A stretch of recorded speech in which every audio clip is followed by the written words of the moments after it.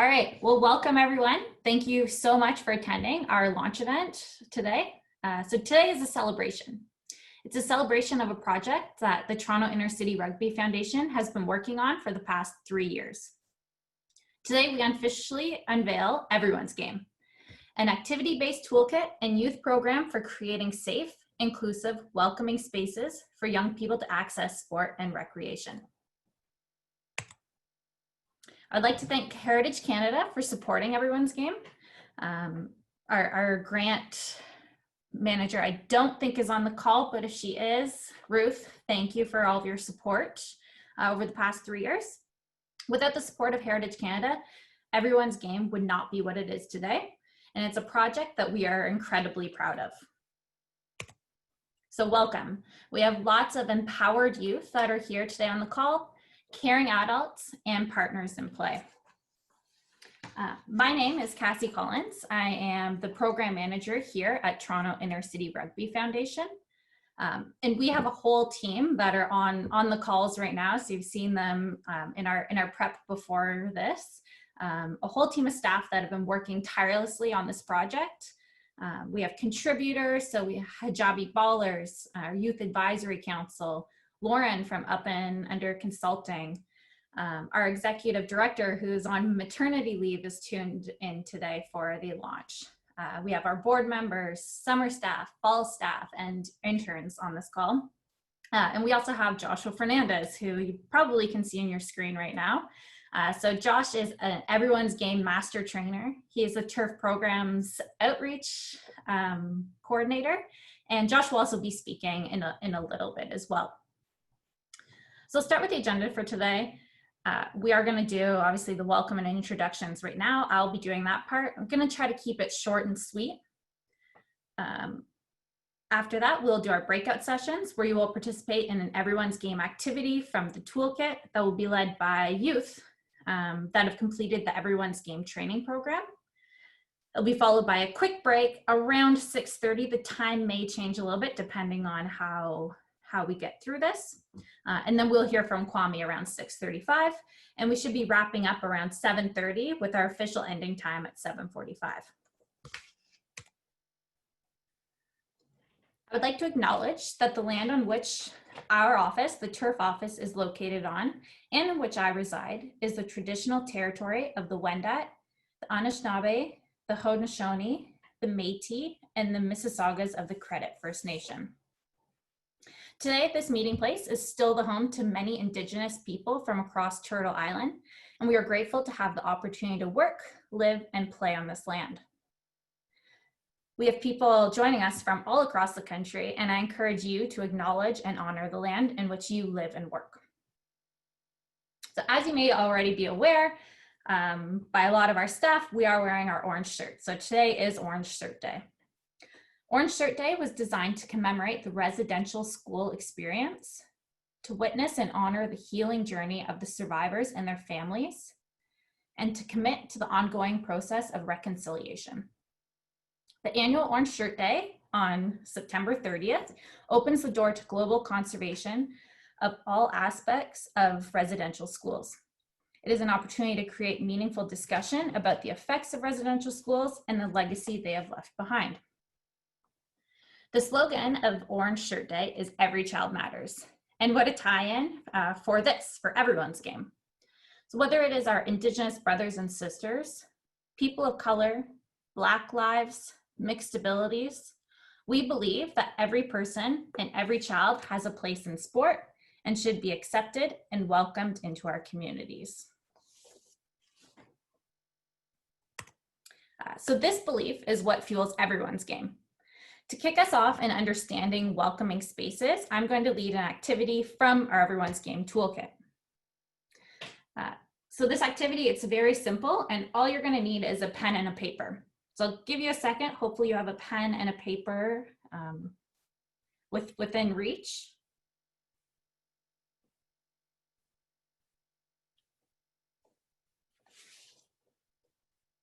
Okay, so this is a very simple activity. All I want you to do is write your name on the piece of paper in front of you. It can be cursive, you can print your name.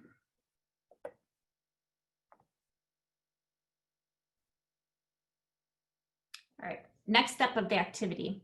I would like you to write your name using the same pen on the same piece of paper, only this time I want you to use your non-dominant hand.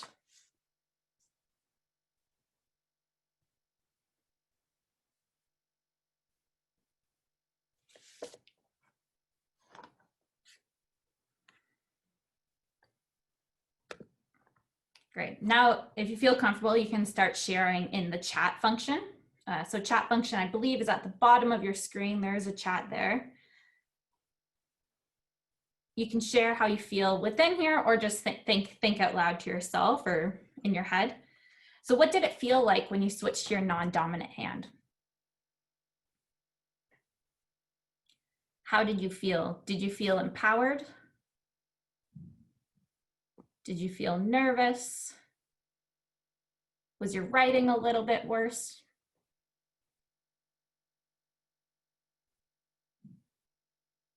Received a private message that says I felt very stressed.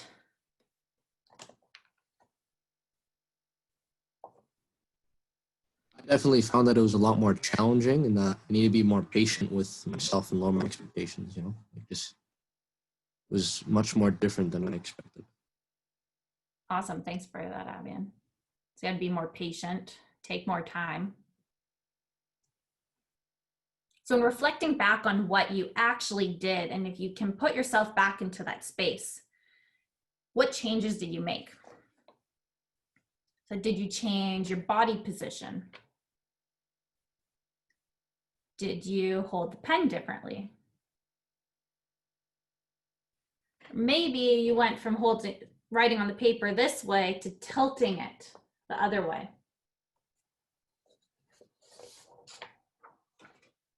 So this is everyone's game. So everyone's game is tilting that paper ever so slightly so that you feel more comfortable, so that you're more empowered, so that you're set up for success. Everyone's game is about creating small changes within your club, your team, your organization, so that youth can excel and prosper. Whenever we create these welcoming spaces, we keep youth engaged and we keep them coming back, and you stay engaged in that sport that you love. There we go. So everyone's game is an activity-based toolkit and program designed to empower youth, support caring adults, and build partners in play. It's through working together that we can create safe, welcoming, inclusive spaces for youth to thrive. So today is the official launch of the Everyone's Game Toolkit. So you see the toolkit picture there. Some people received their hard copies in the mail today already.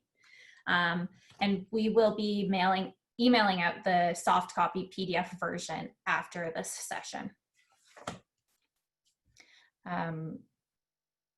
Yeah, so Everyone's Game is also a youth leadership program, which you'll see here on the right-hand side of my screen. And what a better way to spread the message than to empower youth to become advocates for social change.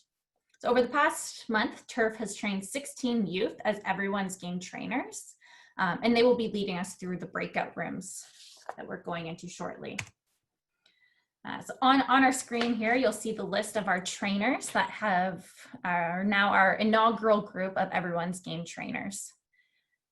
So we will be sending you into breakout rooms very shortly, and you will see one of these individuals within your group, and they're going to lead you through the program, the breakout room.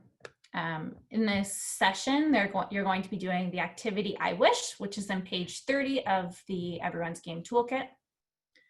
And I think Josh is sending us, or Sultan's sending us. Someone is going to send you. Are you guys ready? All right. Yeah, I'm here. Perfect. So, hey everyone, I'm Josh. As Cassie said, I'm the Programs and Outreach Coordinator here at the Toronto University Rugby Foundation. I'm also the lead Everyone's Game trainer. And I'm here today to introduce you guys to Kwame Osei, our keynote speaker. Just a little bit of background on Kwame. He was born in Ghana, but raised in Toronto in a community called Rexdale. It's known for its low-income housing, high drug violence, and gang rates. This environment around him created a low expectation narrative for him. Kwame's mindset as a teen was set to expect for the worst and hope for the best. And this perspective on life led to him getting in trouble with the law. It was through sports, though, that he was able to escape this narrative. Since then, he's earned 2 university degrees, played professional football in the CFL, and is coached at multiple levels in Canada, including his current position at Queen's University. Kwame is an entrepreneur, an author, and an amazing race finalist. So if he looks familiar, that's probably where you saw him. When we were looking for a speaker for this event, we viewed many different people. But when one of our staff, Evan, pointed Kwame out to us, we instantly gravitated towards him. It was almost a match made in heaven. Kwame embodies all the everyone's game values and showcases them day in and day out. Kwame was a youth that was empowered by caring adults, and now he's a caring adult looking to empower youth. Kwame Osei.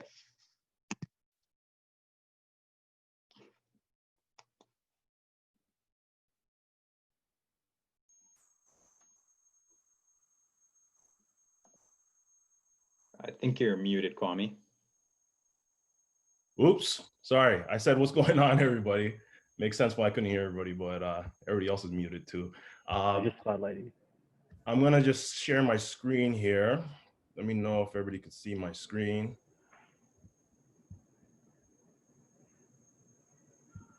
Okay. Can you see my screen? I need, it says host disabled participant screen sharing. Elton, can you make Kwame a co-host, please? Yep. Thank you. Are you? There we you're go. co-host. We're good now. We're good now, I think. All right, everybody can see my screen? There we go. Let's go. We're in action. Let's go. All right. So as first and foremost, I just want to say thank you to Cassie and Josh for reaching out to me to be a part of this event. It's truly an honor, and I love what TIRF is doing. I love what we're doing with the inner city kids in Toronto, and it's an amazing thing. And I'm just grateful to be part of this. Like Josh said, I'm born in Ghana, actually. Born in Ghana, came to Canada when I was 4 years old. Shout out to anybody that's from Ghana, GH. I think there was one person. I was kind of creeping all the people here. There's one person I think at least from Ghana. Raised in Rexdale, went to St. Francis Xavier University, which is in Nova Scotia. Received 2 university degrees, was the first in my family to do so. And coming from Rexdale, that was a big accomplishment for me, because that's not something I've seen regularly growing up. After university, I had a brief stint with the Toronto Argonauts. That was a dream come full circle, because I grew up in Toronto, grew up being a fan of the Argonauts, used to watch games on TV of the Argonauts, used to be at the Sky Dome, that's what it was called back then, the Sky Dome, watching the Argos games, and just being able to hold the helmet, like it was like a numbing feeling. Like words can't even describe how it felt. Like I literally was holding my helmet for like 5-10 minutes, just staring at it, and couldn't believe that I was now a Toronto Argonaut.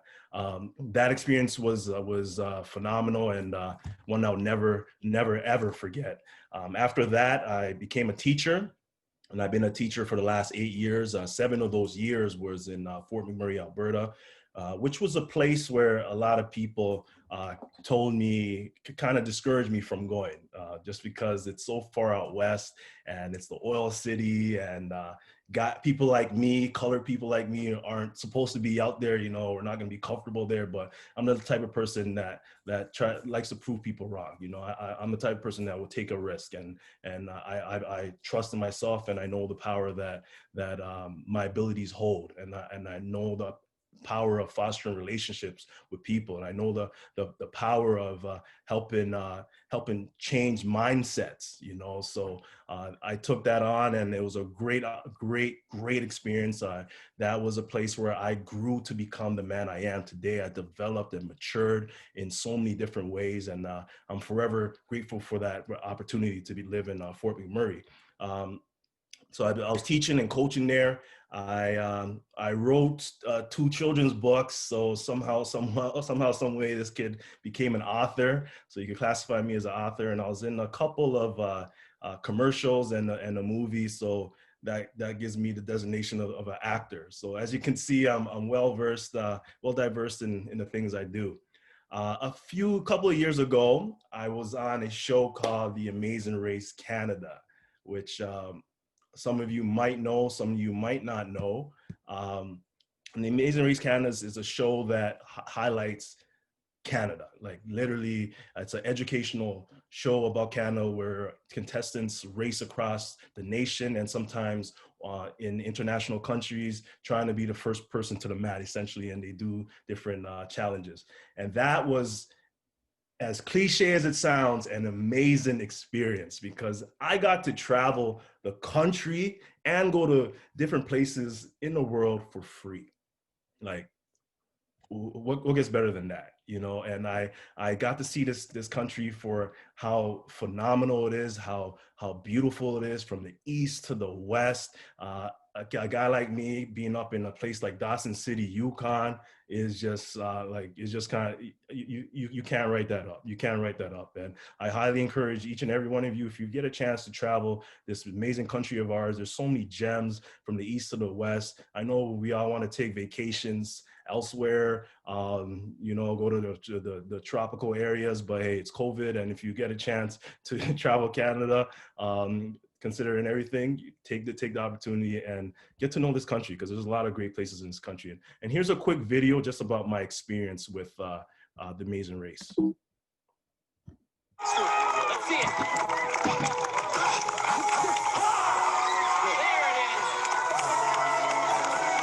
We met so many beautiful people along the way, and it really doesn't matter where you're going in this country. There's always something new and beautiful to find. I'm just truly thankful to be Canadian. This is a land where you don't have to look alike to be brothers or sisters. It's a land of opportunity, a land of love, and truly made me proud to be Canadian. We represent a whole community. We represent youth who look up to us. The driving force behind us was those people. We knew we had to step up. Me and Kwame, we've been out the game, coaching and mentoring, but I think we proved this race that we can handle anything. The best is truly yet to come from us two. Facts. Super facts. Yeah, I'm not sure if the video was lagging a bit, but just essentially we're just kind of just talking about our experience being on the race and the people we represented. So prior to the race, I had two legit fears. One, heights, like terrified of heights, but what I'm even more afraid of is snakes. Like I am scared of snakes. Snakes, like there's slimy and just not something I want to see. And being raised in the African culture, you know, we're kind of raised to be afraid of snakes. It's kind of, you know, seen as demonic and all that stuff. It's not something that we like to be around. And a little bit further from me, my mother was bitten by a snake when I was younger, when I was in Ghana, when I was young and it was in Ghana, and my mother got bitten by a venomous snake, which almost took her life. And I remember seeing her getting taken to the hospital and not knowing if my mother would make it out. So it was kind of a traumatic experience for me, like especially like subconsciously at least, whenever I see a snake, it's a reminder of that. So I'm not telling you this so that it's an excuse for me being a chicken of snakes, but I'm just saying like there's some context behind it. So we're on the race now and we're going to Indonesia, right? And I remember being on the plane and telling my partner, I'm like, Dill, there's gonna be a snake challenge on this leg. And Dylan said, why do you think that? I'm like, bro, I watched so many National Geographic shows where they're in Indonesia and there's big anaconda snakes. There is definitely gonna be a snake challenge. And Dylan's one of those guys that like does everything. Like he's fearless, he's a free spirit. He'll go jump out the plane, he'll do anything, right? And I'm like kind of like the opposite.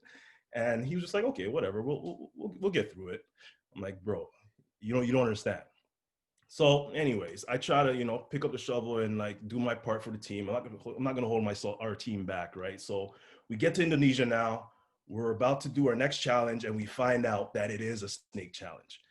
We get to the challenge now and I see a bunch of teams holding like, you know, smaller snakes. And in my head, I'm like, okay, I can handle this. But this is what happened next. Let's see it. This one, I'm a little nervous, but it's not like my worst fear. Holy. Oh, this is nasty. It's okay, Todd. We can do this. We have no snake background at all, so come on, Anna. I know. Sorry, I'm trying my best. Water, a little bit of soap, and then we sponge her down. Let's see her friend. Lord, protect me. Yo, keep his head away from me. Hey, Kwame, it's not that bad. Did you see our snake, bro? Says you. Yours is a little bigger. Yeah, boy. Don't be scared. Just get in there. Yo, stop moving close to me, dog. Oh, he's giving me a hug. Like, out of all the teams, we had to have the biggest snake. But you know what? I conquered the fear. You know, I kind of just pretended like the snake was my dog. I have a dog named Quattro. Just pretending like he was Quattro, and I was just petting him. So anyways, I'm telling you guys, you all this because here's the thing. Here's a story about the Amazing Race. So prior to going on the Amazing Race, I told myself, I said, Kwame, you need to be in the best shape possible to be on this race. One, because hey man, you're gonna be on TV. You can't be on TV looking subpar. And two, I'm an athlete. So in this race, there's a physical component. So I need to put myself in the best position to be at least ahead of the competition. And for me to be in my best shape possible, I needed to not only do resistance training or lift weights, which I already was doing, but I also needed to do some cardio and handle my business in the gym with nutrition. Now, cardio for me is like, I'm fine with running on the track, running on the field, doing some sprints on the field. I'm great with that. But I'm not so good with doing cardio machines. You know, cardio machines aren't my thing. If you're into that, kudos to you. It's just not my thing. I don't like the treadmill. I don't like the elliptical. I'm just not into that. But unfortunately, at the time, I was living in Fort McMurray, Alberta. It was March, early March, so still pretty much winter. And in Fort McMurray, Alberta, winters are consistently like -30 to -40, like consistently. And at that time, the field was filled with snow and ice. So running outside, doing sprints wasn't gonna happen. So I had to invest my cardio time in a cardio machine. So I decided to go with the Stairmaster after a lot of research. Reason why is because the Stairmaster, you don't have to be on it for long to get the benefit. You know, literally you could be on for 5 minutes and you have a great sweat and you'll burn some calories. And to me, that seemed time efficient, right? So I remember the first day I'm on the Stairmaster. I'm on the first level and I'm just coasting. I'm like, okay, this is pretty easy. This is pretty easy. So I move up the level a couple of notches. And as I move the level up, the stairs move a little bit faster, right? Which means my feet are gonna move faster, which means I'm using more energy. And now I have an uncomfortable feeling in my legs. And in order to deal with this uncomfortable feeling, I kind of focus my mind on the task at hand. Remember why I'm doing this, you know, try to overcome the pain that's in front of me. And I shift my hands a bit on the handles. I'm sure some of you can feel me with this. I shift my hands a bit on the handle. I lean forward a bit. I lean back, wiggle my butt to the left, to the right, doing whatever I need to do to get comfortable at this new level. Eventually, it feels like the previous level and it feels pretty easy. So I decided to move it up a couple of more levels. Hey, I gotta be ready for the show, so I gotta go hard or go home, right? So we got goals to achieve. So I move it up a couple more levels, and what happens?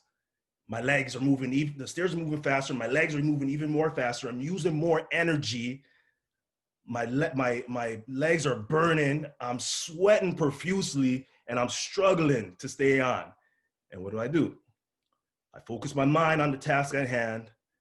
I move my hands on the handles. I lean to the left, lean to the right, lean back, lean forward, doing whatever I need to do to adapt to this new level.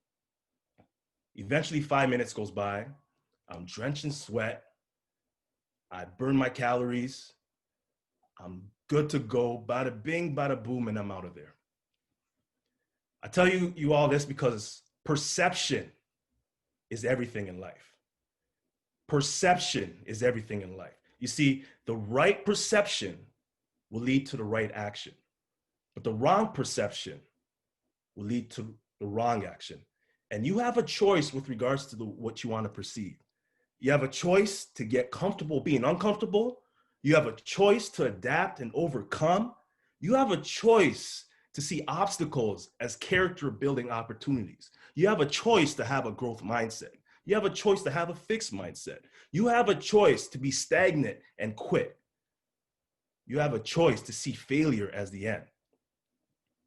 Perception is everything in life. And you know, one thing that really bugs me in this world is when people are asked to draw a picture of a mountain, and then they draw a mountain with like flat angle sides as if it's like a triangle.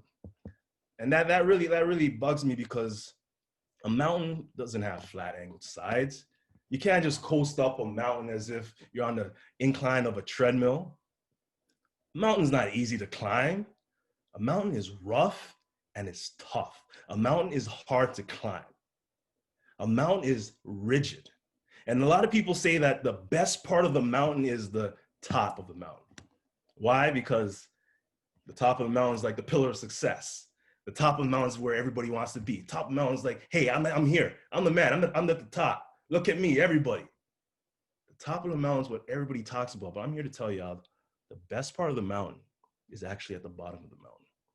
Because at the bottom of the mountain is where you will find everything you need in order to endure the climb up the mountain.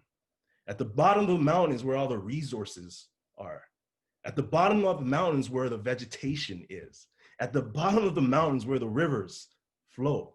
At the bottom of the mountain, is everything you need to make it up the mountain. At the bottom of the mountain is where the valley is. And right now, each and every one of you are at the bottom of your mountain. You're at the bottom of your mountain with regards to your dreams, your goals, and aspirations. You're at the bottom of your mountain with regards to spreading this message of inclusivity and diversity. And what's ahead of you is an uphill battle. What's ahead of you is obstacles, because not everybody is going to be receptive to, hey, let's be inclusive. Hey, let's be diverse on this team. Not everybody's going to be receptive to that. Not everybody is going to be open-minded. Not everybody's going to listen to what you say. Not everybody is going to agree to what you say. There's going to be people that are going to question you, or going to doubt you, or going to be rude to you. With regards to achieving your dreams, your goals, and aspirations, there's going to be obstacles. You're going to fall. You're going to fail, but you're going to fail and fall forward. There's going to be resistance when people aren't listening about this inclusivity aspect. But you know what? When that happens, all we're going to do is going to shift our hands a bit, like on the Stairmaster. Lean to the left, lean to the right, lean forward, doing whatever we need to do to adapt to every new form of resistance, doing whatever we need to do to overcome every obstacle. And eventually, we'll make it to the top successfully, because we chose to not see obstacles as the end. We chose to keep trying. We chose to keep sharing the message. We chose to keep moving. And eventually, we'll be at the top successfully. But you know what? It's not going to be easy. It's not always going to be easy. Things in life are not easy. That's just the way it is. Things in life are not easy. The way we plan things don't just happen the way we want them to happen. I have a picture of a helicopter here for a reason, because my wife calls me a helicopter parent. Does anybody know what a helicopter parent is? Well, I'm surprised people know, but I never knew until my wife called me that. So a helicopter parent is like somebody who hovers over their kid, right? Like literally anything their kids do and they're hovering over them. And my wife calls me that because, you know, first off, she's right. Now that I think about it, she's right. I pretty much am a helicopter parent, but I have good reason. You know, my son, who at that time was just learning to stand, right? And he'll kind of stand like holding the couch or holding the table, and he'll try to walk, but he doesn't really know how to walk yet. And I've seen him fall a few times. So after that, I just wanted to be around. You know, I kind of struggle with finding the balance of being supportive, yet, giving him his freedom. Like, I don't want to see this kid fall and hit his head on the ground. Like, I don't want that to happen. So I have to be a helicopter parent. And what I found would happen whenever he would fall is that myself being an athlete, we all have quick reflexes here since we're all athletes, right? So whenever my son would fall, I'll kind of react quickly and grab him. And when I would grab him, like, my face would be stern. I'll have like a focused look, and he'll start crying. Every time he'll start crying. And I decided one time to switch it up. I said, you know what? Next time he falls, I'm not going to react that way. Next time he falls, I'm not going to respond that way. So what I did is that when he fell, I just picked him up, grabbed him. I said, hey, buddy, you're okay, buddy. You're a big guy, right? You're strong. You didn't feel that. And you know what he did? This kid starts laughing, starts smiling at me and laughing. And in my head, I'm just like, bro, I've seen you take a fall that's not even as close to as bad as that and start crying. And now with something that's actually pretty bad, you're laughing. But then I realized, you know what? My son was reacting to my response. My response was dictating his reaction. And it's a simple math in life. E plus R equals O. Event plus response equals the outcome. Events, things that happen to you, you fall. Response, the way your parent is. O, the outcome, how you react to that. Now, in those three things, I don't know if we have access to the chat here. In those three things, what do you all think that we control? What do you control? Just type below. What do you think we control?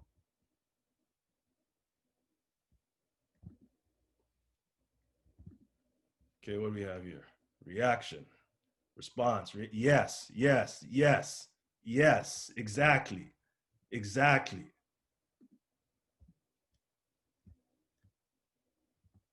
We control the response, because you know what? Things are gonna happen to us in life. The boy or the girl that you like doesn't like you. Your parents might be getting on your nerves. The coach isn't giving you enough time to play. You feel like you're better than the person that has that has the starting role. Your teacher is not giving the mark that you think you deserve, and you think the teacher doesn't like you. Things are always gonna happen. But what's important is the way we respond to those things. And when we respond positively, we more often than not have positive outcomes. When we respond negatively, I can guarantee you we'll have negative outcomes. You see, it's a simple equations. I think we all have people in our lives who, like, every time we have conversations with them, they're just talking about something negative, something that happened to them. Like, every time we talk to them, oh, this guy doesn't like me. Oh, my coach isn't playing. Oh, I don't want to play rugby because I don't get no love. Oh, my teacher doesn't like me. Like, every time you talk to them, there's an issue with regards to every aspect of their lives. And you know why? Majority of these people decided to have a negative response to whatever happened to them, which created a negative outcome, which then created another negative event, which then created a negative response, which then created a negative outcome. And y'all know what I'm trying to get at. If that person would have once just decided to go with something positive, I guarantee you their lives wouldn't be the same way. So your response, you are in control of your response. When we're moving forward, when we're preaching this message, we're in control of our response. Remember that. And you know what? Sometimes life gives you lemons. It's true. Sometimes life gives you lemons. But I'm a strong believer that when life gives you lemons, we make fruit punch and make them wonder how we did it. Not lemonade. I know y'all thinking lemonade. No, lemonade's easy. Anybody, obviously you can make lemonade with lemons, but we make fruit punch because that's where the real wonder is. But sometimes, you know what? life gives you potatoes. Check this out. I have never seen so many potatoes in my life. We need to get moving because Dawn and Kwame are stronger than us. They can carry more potatoes than us, which makes me nervous. About to cut these potatoes, about to plant some potatoes. People are gonna get some mashed potatoes. People are gonna get some French fries. Some people get some scallop potatoes. Yes, sir. That was just a little comic relief. So you know what? For the longest while in my life, I always thought that football saved my life. Like I said, I grew up in Rexdale, which is a rough environment. You know, growing up, the stereotypes. You know, the typical stereotypes. You know, gangs, drug violence, people getting locked up. You know, and just not having good jobs. And growing up, I didn't see many positive male influences that look like me. I didn't see many positive people that inspired me to be a positive person and aspire towards something great. But football pulled me away from that. Football distracted me away from that.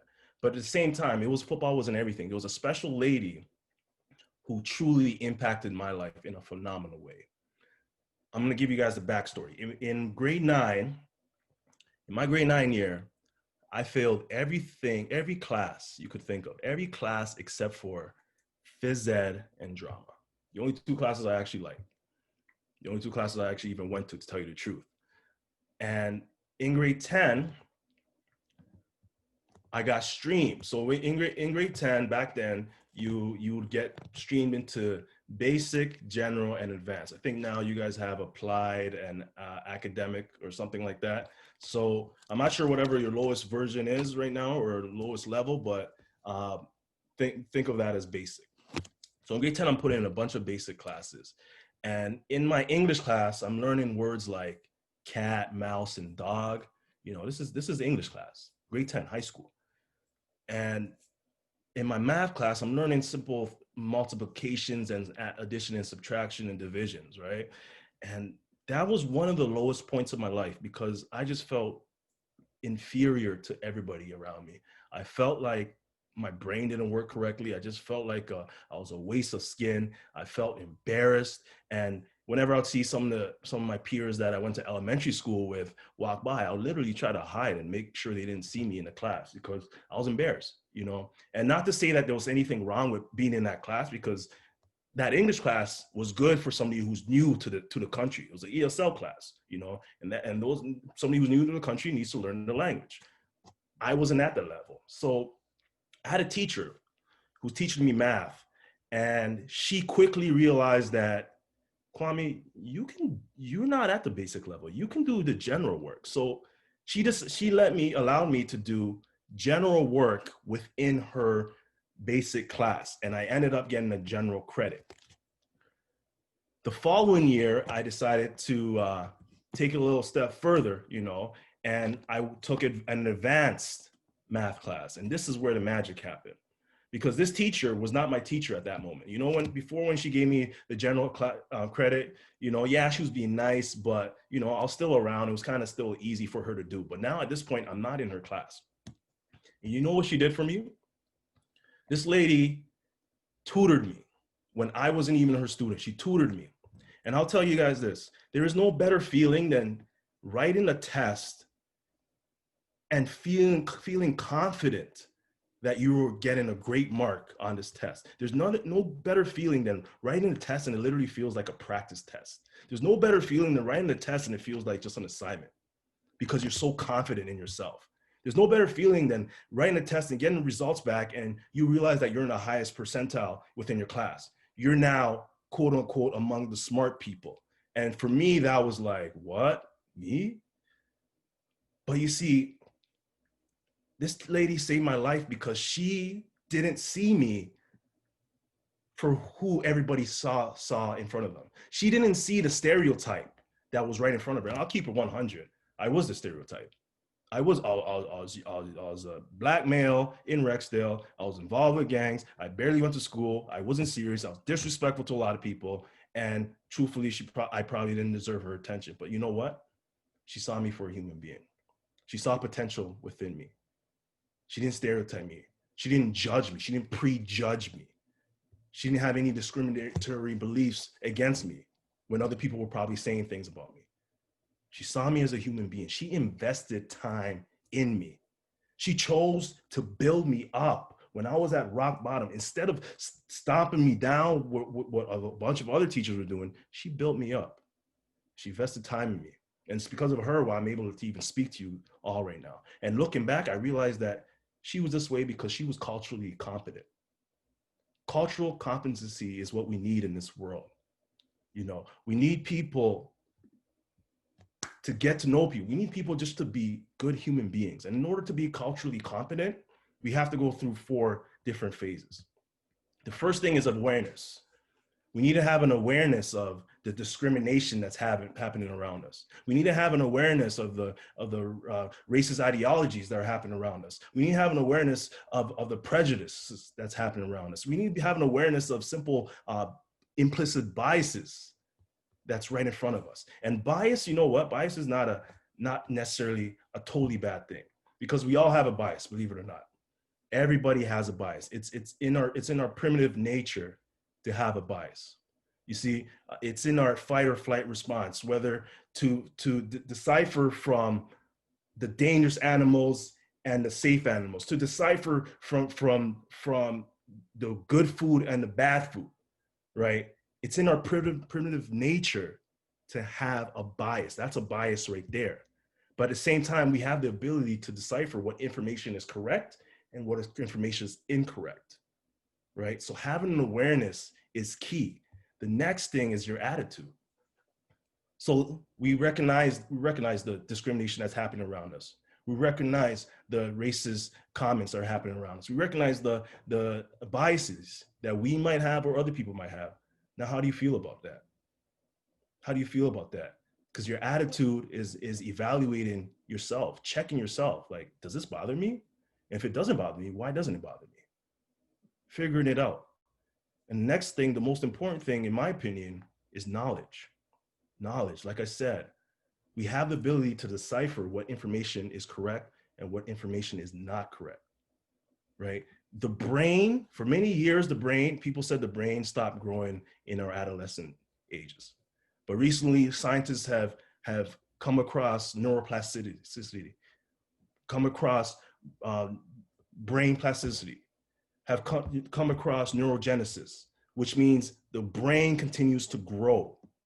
The brain continues to grow. The brain doesn't stop growing at age 21 or whatever they said before. The brain can keep growing till you stop learning. Essentially, you can rewire your brain. Whatever biases you had before, whatever you've heard on media or somebody has told you, you can rewire that through education, to engulfing yourself around different ethnicities, to taking the time to get to know people.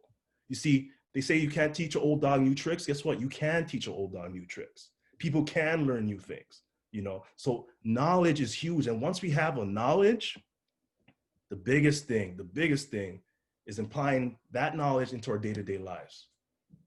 Applying that knowledge within the interactions you have, having cross-cultural communication. And sports is a beautiful breeding ground for that, because there's so many different races and ethnicities within a team.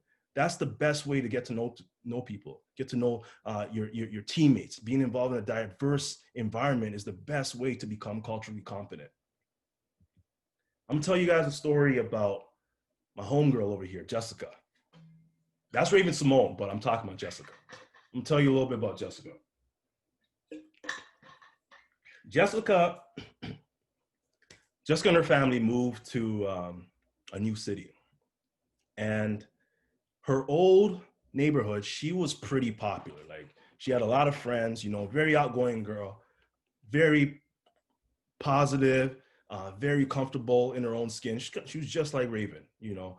And first day of school comes, she's looking forward to the first day of school at a new school. She knows she's not gonna know anybody, but she's still looking forward to it, because she's had a lot of friends in her old school. So Jessica on first day of school gets to her class, says hi to her teacher. Her teacher gives her a seat. She sits down. She sees everybody talking about what happened in the summer, who's dating who, you know, what trips they took. what clothes they bought, you know, what were the hot spots in the summer. And Jessica's kind of sitting there, you know, she's not a part of the conversation, but she understands, you know, this is class. This is not time to converse with everybody. So, you know, I'll make friends later.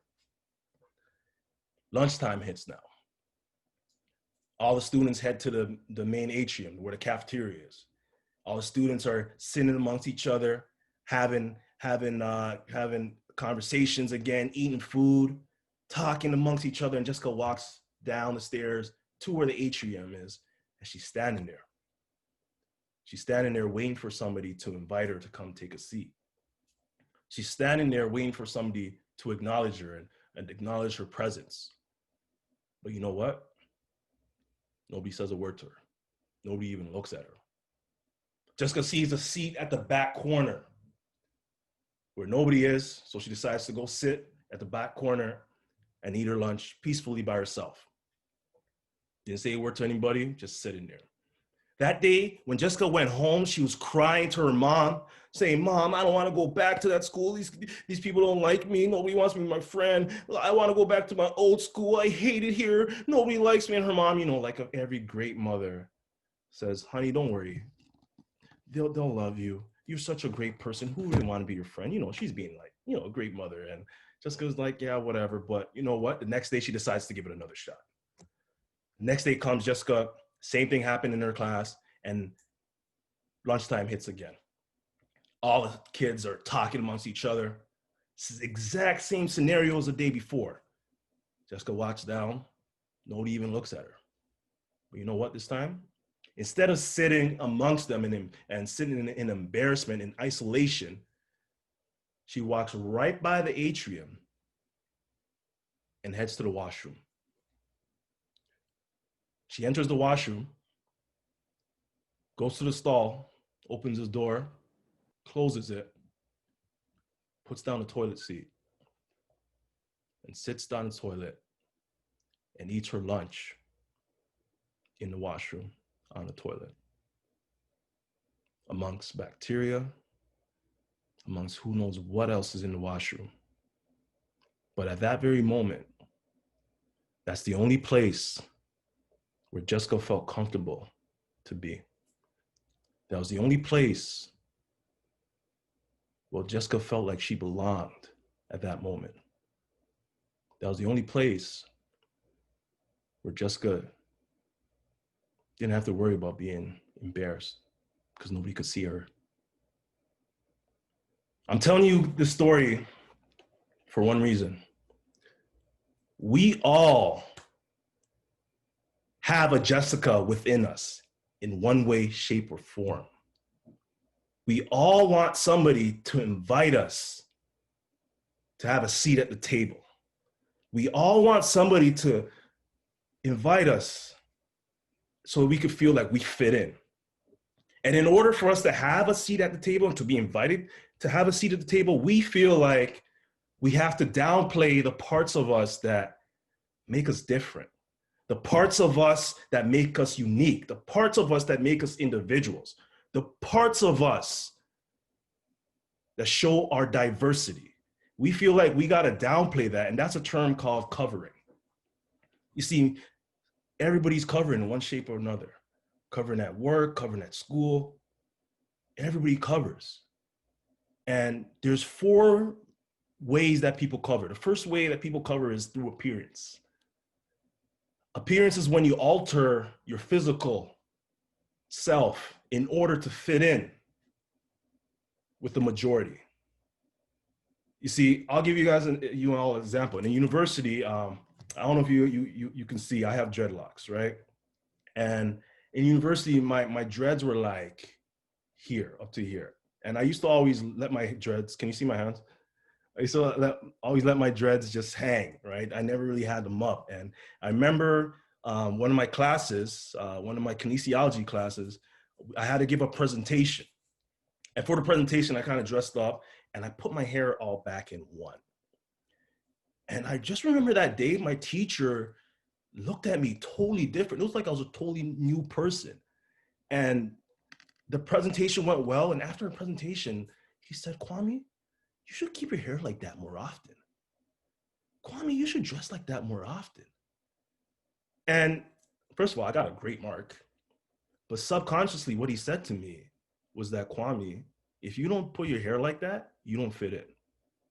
You see, I know I have dreads. I know everybody knows I have dreads, but if I put my hair back, then I don't stand out as much. So subconsciously, I don't know if that's what he was really saying, but subconsciously, I took that as I will only be taken seriously if I hair my hair up. And that's, to me, that's something I'm still working on, because being a teacher for the last 7 years, it'll be rare to ever see me have my hair down, you know? So subconsciously, that's something I personally am struggling with right now, because I feel like if I have my hair down, then I look like a thug. If I have my hair down, the people will judge me, you know, then I just get put in that crowd. So in order to fit in, I keep my hair up. Another way people cover is through affiliation. You know, they don't tell people too much about their lives for worry that they're going to be affiliated with the minority, for worry that they're going to be affiliated with a particular group that's looked at negatively. For instance, you're from Rexdale. You don't want to tell anybody that you're from Rexdale, because if somebody knows you're from Rexdale, they're going to think that you're ghetto, or you're into gangs or something negatively. Or let's say you have a brother or sister that has a criminal record or is in jail. You're not going to tell people because that person might think that you're just like your sibling, right? Or let's say, for instance, you're older, you're an adult now, and you're applying for a job, and you might have a sick member in your family that you need to attend to, but you don't want to tell people that, because then they'll assume that if they hire you, you're always going to be taking time off to go attend to your sick family member or friend. So through that, we kind of cover and hide that, because we don't want to be associated, okay, with that group. So that's affiliation. Advocacy. So advocacy is essentially not standing up for what you believe in, for fear that you're going to be associated with a minority, for fear that you're not going to fit in. So advocacy is like, let's say we have a war veteran amongst people who are trashing veterans about their PTSD and stuff. And that war veteran doesn't agree with what they're saying, but doesn't want to say anything, because if he says something, then he's looked at as the crazy war veteran. So he doesn't want to prove that stereotype wrong. So he just keeps his mouth shut and kind of just blends in. Or the black girl who hears people talking about making racial comments, talking about things that are going on in this world right now in a negative way, but doesn't want to say anything because they don't want to be seen as the angry black woman. We all know those stereotypes, but we don't stand up for what we believe in because we don't want to be associated with those groups. And the last one is association. And I pretty much just outlined that, but association goes a little bit deeper. Association is like, let's say you're a member of the LGBTQ plus community and you're gay, and everybody at your work knows you're gay, and you get invited to a party, a workplace party, and you choose not to bring your partner because you don't want to be too gay. You don't want to stand out too much. So you come by yourself or come with somebody else who is not your partner, just so you could fit in. People cover in so many different ways. People cover in so many different ways. And people, we need to stop doing that. We need to stop doing that, because when we cover so much, when we leave our house and we put on this mask and go to work, go to school, go be on our team, be wherever we're at, we put on this mask, and you know what? Eventually we forget who we are. We forget who our true selves are. We forget about our identity. And thus, the world doesn't ever get to know who we truly are. Because we all have gifts and talents. We all have abilities that we need to share with the world. And by us holding it back, we're holding the world back from growing. We're holding the world back from having authentic experiences with people. If everybody's walking around with a cover on, a mask on, then they're just being fake. Man, there's so many people out in the world, man. There's so many people out in the world, but there's only one you. And if you can't be that you, then who is? This world is full of followers. Be the change. Be the leader. Share this message of being inclusive and diverse. I'm going to end this off with a few examples. There was a study in California. It's called the Gender Science Study. And the scientists had this room, right? And at the back corners of the room was a sign for males and a sign for females, right? And also within this room, there's desks, empty desks, just there, desks with chairs. So the focus group goes into the room, and keep in mind, the scientists never told them anything. They just sent them in the room. And you know what happens? The males went into went towards the sign that had the male sign, went into the door. They started off with one person, and everybody went. The females did the exact same thing, but to the female side. So then the scientists took it a step further. They told all those people that were in that room to come out and to have a seat at the tables and just to put their heads down on the table. The scientists decided to bring another focus group in. They didn't tell them anything. Everything was the same. The gender signs were there. Only this time there's people sitting down with their heads on the table. You know what the people did when they entered? They didn't go to the gender signs. What they did was they found a seat at the table, sat down, and put their heads down. Why? Because everybody else was doing it. People are followers, and they need leaders like you. The majority of youth that are in university or college hate to binge drink. They actually hate to binge drink. But you know what? They all binge drink because their friends are doing it. People are followers, and they need leaders like you. If you go to a restaurant and you see a tip jar that's majority full, there is a high probability that you or people around you are going to put money into that tip jar versus another tip jar that's empty. Why? Because everybody else put money into that tip jar. So I guess I should put money into that tip jar because people are followers and they need leaders like you. Majority of people who are waiting for a kidney transplant, if they see a kidney transplant donor, a donation that has been passed on by other people, they are more likely to pass on that kidney transplant. Why? Because everybody else passed on it, even though there might not be anything wrong with the transplant, even though there might not be anything wrong with the kidney, but everybody else passed on it, so I'm gonna pass on it. Why? Because people are followers and they need leaders like you. Point is, the world is full of followers. The world is full of followers. They need leaders like you. This weekend, this day, today, you've all learned about being inclusive and being diversity and the power it holds within the sporting community. Share that message. Don't be afraid to share that message because people are followers. They will follow you if you decide to lead. Now, the question is, this is the main question I want you to ask yourself. If not me, then who? And if not now, then when? Let's get it down. Let's get it done today. Let's start it. Be the leader, be the change, and I promise you, the ripple effect will happen. Ladies and gentlemen, it's been an honor and it's been a pleasure, true pleasure to speak to you today. My name is Kwame Osei. Hit me up on any of my socials if you want positivity around you. Hit me up, and thank you for